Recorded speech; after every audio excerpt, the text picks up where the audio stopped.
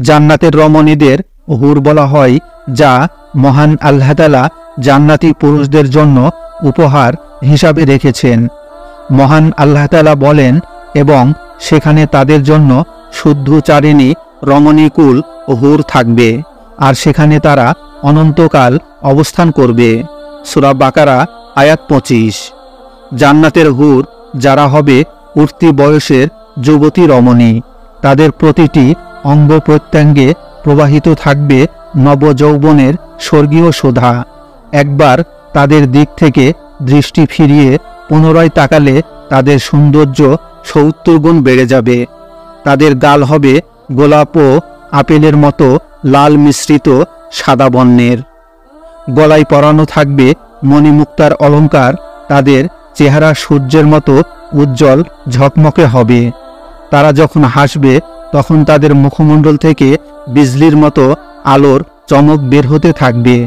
জান্নাতবাসী তাদের চেহারায় নিজের চেহারা দেখতে পাবে, যেমন আয়নায় নিজের ছবি দেখতে পাওয়া যায়।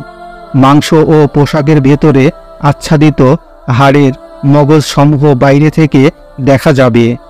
জান্নাতি পুরুষরা জান্নাতি হুরদের নিয়ে খুব সুখ শান্তিতে বসবাস করবে।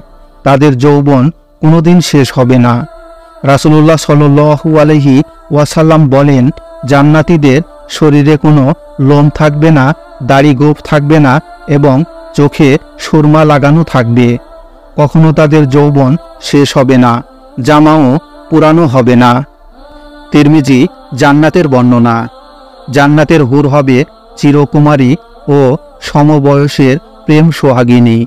জান্নাতের একজন হুর যদি দুনিয়ায় একবার দৃষ্টি দিত, তাহলে আকাশ ও জমিনের মধ্যবর্তী স্থান সুবাসে ভরে যেত।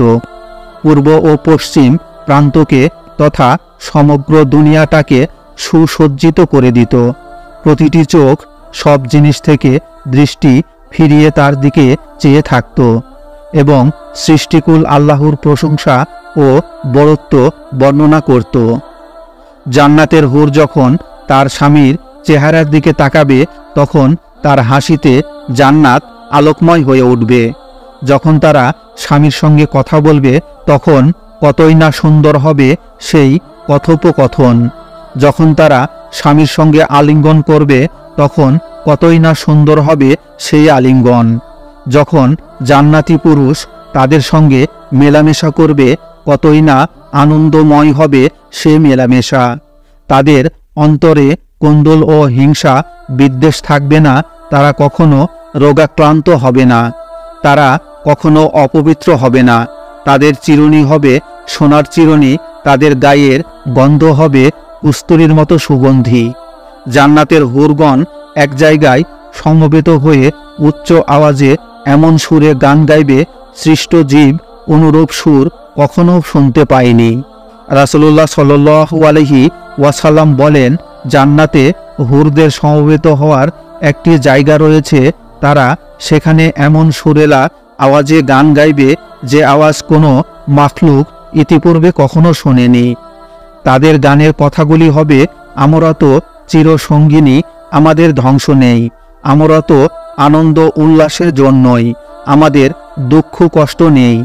আমরা চিরসন্তুষ্ট, আমরা কখনো অসন্তুষ্ট হব না। তাদের কতই না সৌভাগ্য যাদের জন্য আমরা এবং আমাদের জন্য যারা। জামে আত-তিরমিজি হাদিস নং 2564। পৃথিবীতে যে সমস্ত নারী আল্লাহকে ভয় করে চলে, তারা জান্নাতের মধ্যে হুরদের চাইতে বেশি সুন্দরী হবে। পৃথিবীর স্বামীরা তাদের প্রতি আরও বেশি আকৃষ্ট হবে। মহান আল্লাহ তাআলা আমাদের সকলকে সৎপথে চলার তৌফিক দান করুন এবং জান্নাত নসিব করুন। আমিন।